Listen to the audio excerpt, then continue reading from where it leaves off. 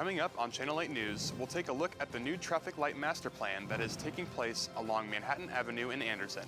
Plus, safety is a top priority. We'll see how women's self-defense classes are growing in popularity and why they are important. And later, we'll look into how the K-State campus is promoting physical activity to its students.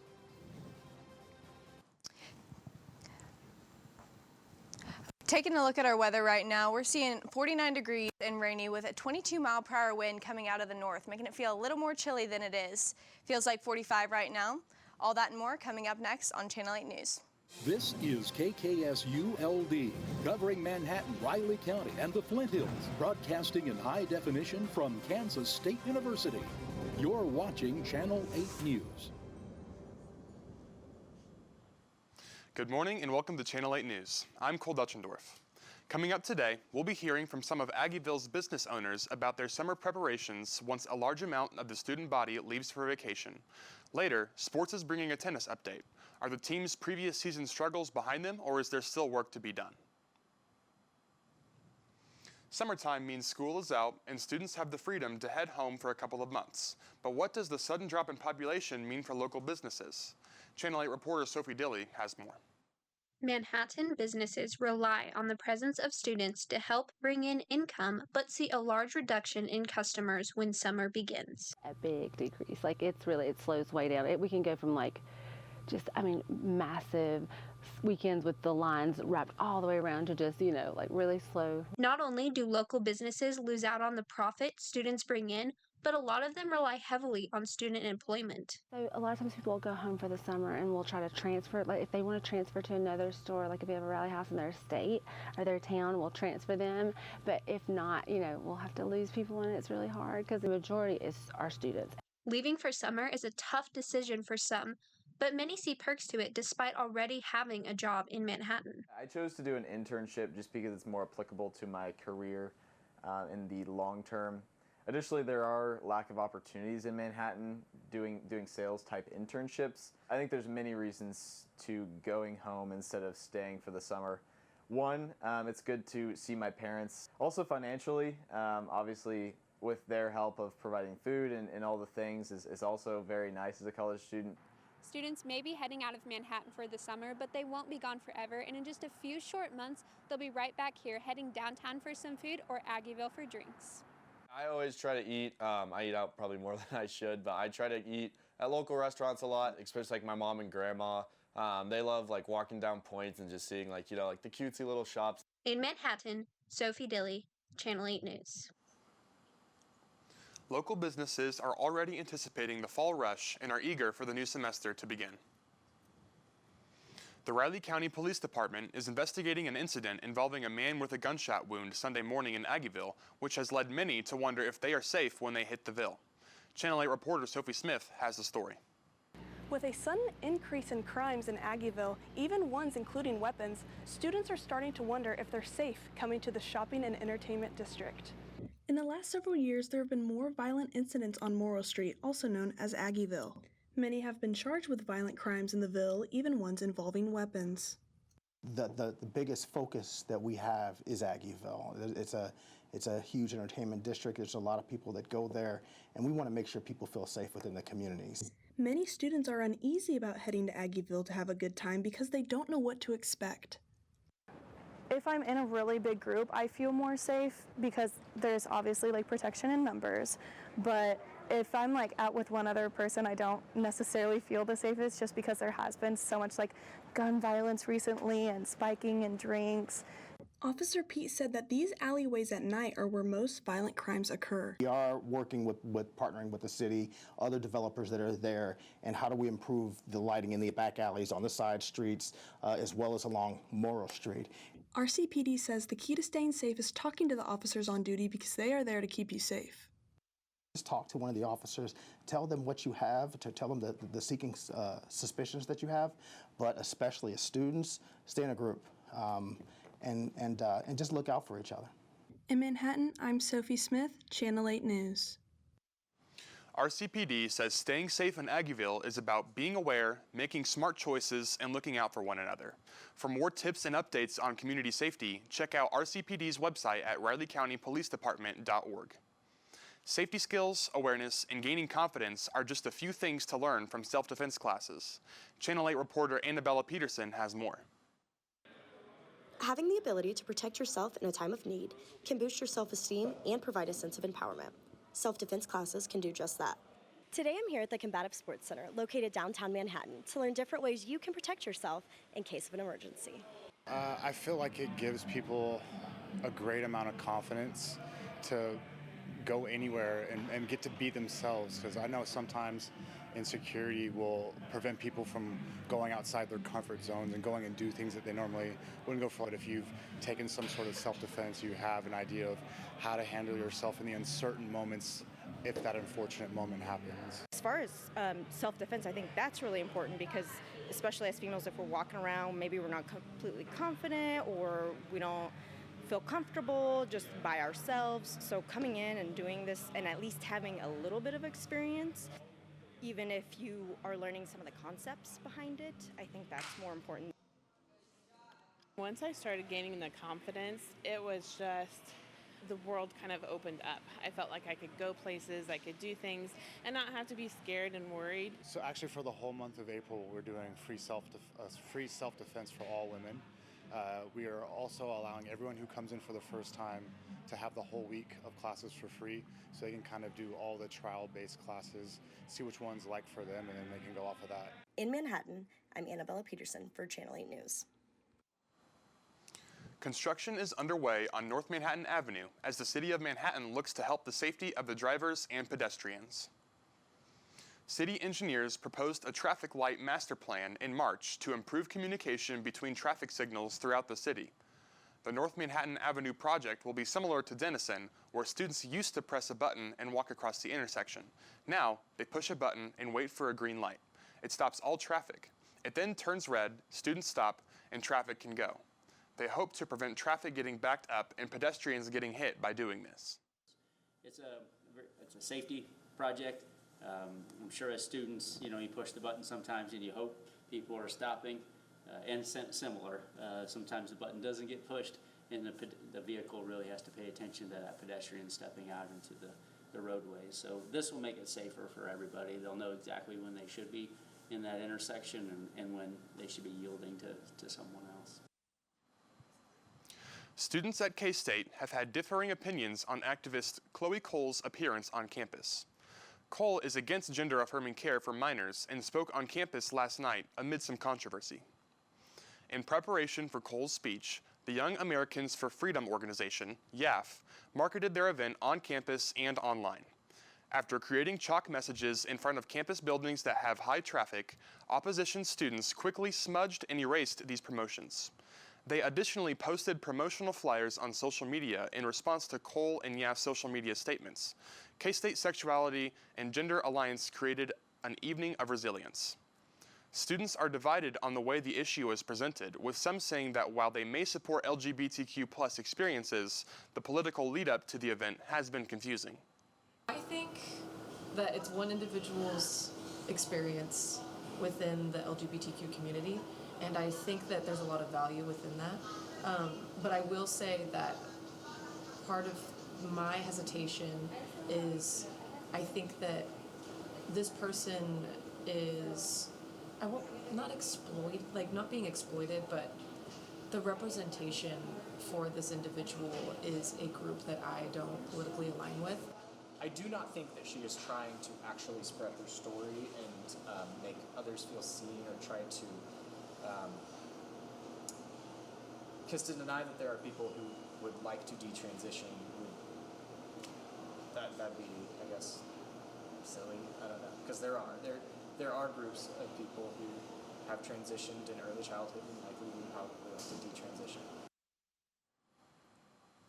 Coming up, we'll hear about how K-State campus is helping students become more physical and manage their health.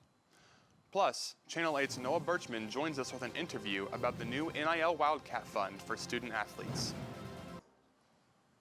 Noah now joins us with more with the head of strategic operation for Wildcat NIL to look more into how NIL has changed the landscapes of college athletics. Noah?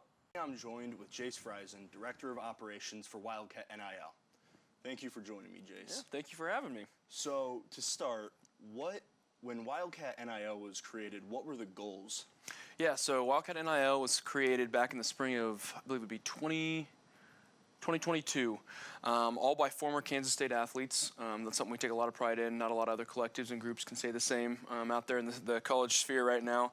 But the goal's kind of been, really, we want to be able to arm our student athletes with the tools and resources needed to create and bring championships to Kansas State. And that's kind of the main thing that we've really prided ourselves on and been the main goals from day one to today.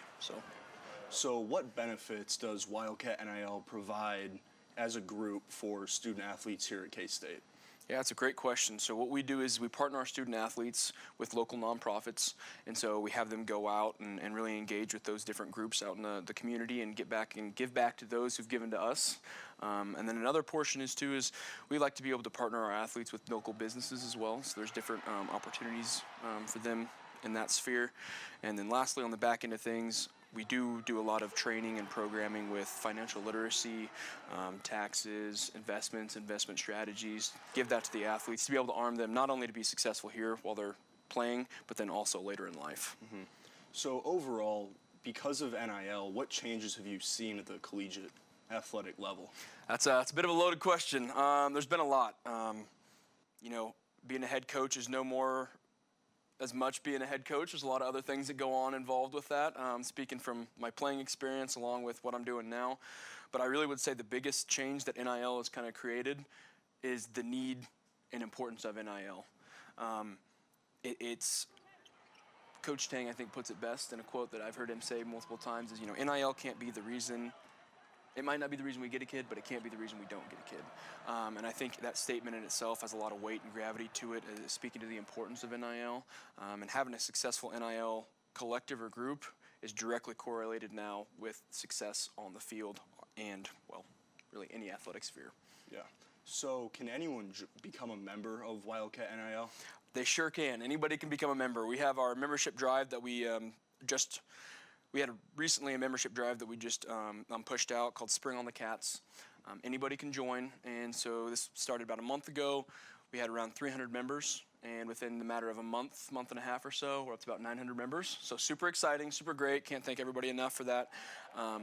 But it's really neat because not only are we getting membership, numbers up, also with that, at different benchmarks, we're unlocking donations, bigger, larger donations. And when we reach 1,000 members, we have a really incentivizing donation that will be dropped. So very exciting stuff. But anybody can become a member. It's just as easy as going onto our website and signing up. We have memberships anywhere from $10 a month all the way up to our Cats by 90, which is $90 a month. Well, thank you so much for joining me. The weather is up next. Summer, like weather, is finally here, but will it last further into next week? Plus, we'll be hearing more about the prescribed burns in our area and the effect these burns have to air quality numbers. That's next. We're outside, but are these warm temperatures here to stay? Emma Wiley is here with a look at the weather. Emma? Last night we had some crazy thunderstorms roll through Manhattan, and we're kind of seeing those temperatures linger on a little bit today, but things are getting nicer around here. Taking a look at our national weather, we got 49 degrees up in our northeast corner of the U.S. As we move down, we're seeing it get a little warmer, 79 degrees in Illinois, 86 in Georgia. As we pop on over to Texas, we're seeing 90 degrees in the Austin area, and in sunny Southern California, 68. And as we move up north, again, we're getting a little cooler, 58 in Salt Lake City and 45 in Idaho. Taking a closer look at our Kansas weather, we're seeing 60s for the most part, 50s, 60s across the board in the Kansas part of the region. A little warmer over here in Sedgwick County. As we move on over here to Neosho County, we're seeing 72 degrees. A little cooler up top, we're seeing 57 in the Kansas City area and 60 over in the Riley County area. Taking a look at our 24-hour forecast. This evening it's going to be a little cloudy. We're hoping that rain clears up a little bit for the Manhattan magazine release tonight at Yard Bar. It's going to be 59 degrees, a little chilly, might bring your coat. Taking a look at our 5-day weather forecast, we're going to be seeing 60s throughout the week. 60 on Thursday, and at the end of the week, we'll see 73 on Monday. As we open up next week, we'll see more of those higher temperatures up in the 80s on Wednesday. That's all I have. That's all I have for weather. Back to you, Cole. Sports is next. We'll be hearing from on-campus staff about the push and goals of promoting exercise and healthier lifestyles for students. Plus, it's all about spring sports, and it's time for a tennis update. The team struggled last season, but is the team now on the rise? That's next. Spring sports and a campus initiative to promote student health is next. Megan Stubbings joins us from our sports center with more. Megan? Thanks, Cole. K-State is one of 145 colleges and universities who have been honored by the Exercise is Medicine program, promoting students' mental and physical well-being. In 2015, when the Exercise is Medicine program first came out, the K-State Kinesiology Department had to jump on it. Since 2017, the university has been implementing new ways for students to get physically involved and promote their physical well-being and also their mental well-being. Exercise is Medicine is a global health initiative through the American College of Sports Medicine, and in around probably 2015 or so, they decided to launch Exercise is Medicine on campus. Now, I'm part of the kinesiology department. When we learned about this, we were really excited because as a kinesiology program, it really ties in directly to what we do. When they first put exercise equipment in Hale 2 years ago, it was not in the most ideal location. Until they moved the bikes and the ellipticals up to the second floor, did they see an increase in participants. Moving it to the second floor now, it's in still not a totally quiet floor, but it's kind of off to the side, still in plain sight, but we also switched it up due to feedback to put an elliptical there, and so we're seeing a little more usage between the bike and the elliptical option.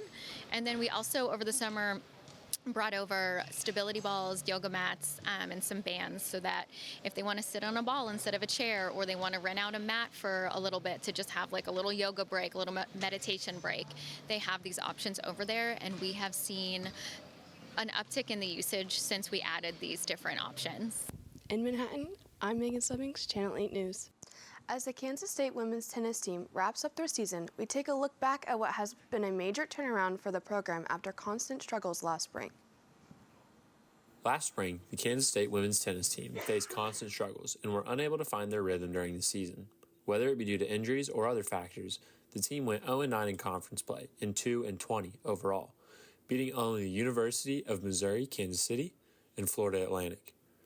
Last year ended with an 11-game losing streak, and after a difficult offseason that resulted in almost half the team leaving, head coach Jordan Smith reloaded the roster and has the Cats sitting at 11 wins already, 7 of which came at home. Senior Aline Kumar is one of the few returning members from last season and said a lot of growth and maturing occurred between this season and last. The girls are really good. They're really nice. They're always supportive with each other. They're always there when you need them. Freshman and Manhattan local Jillian Harkin has played a major role in revitalizing this team. In her first year, she made the switch from singles to doubles to help accumulate more wins. Just going from singles to doubles has been definitely a change for me, but it's been really fun, and I like not being alone on the court out there. Head coach Jordan Smith says the team is not focused on their record and takes things one match at a time, striving to become a nationally ranked team and saying that his goal as a coach is to instill confidence in his athletes. From Manhattan, Austin Schultz, Channel 8. Well, that's all the time we have for sports. Cole, back to you. Coming up, another check on the weekend weather. We'll be back after this. Let's get one last look at the weekend weather. Emma joins us again from our weather center. Thank you, Cole. Let's take one last look over here. The rain is going to let up this into the weekend. We're not going to see as much, but the clouds and the cooler weather will stay. We're going to see low 60s throughout the weekend, so make sure you bring your jacket, and that's all I have for weather. Back to you, Cole. That's all the time we have for today. We'll see you back here again next week for more news and the latest updates from the Manhattan area. Have a great day.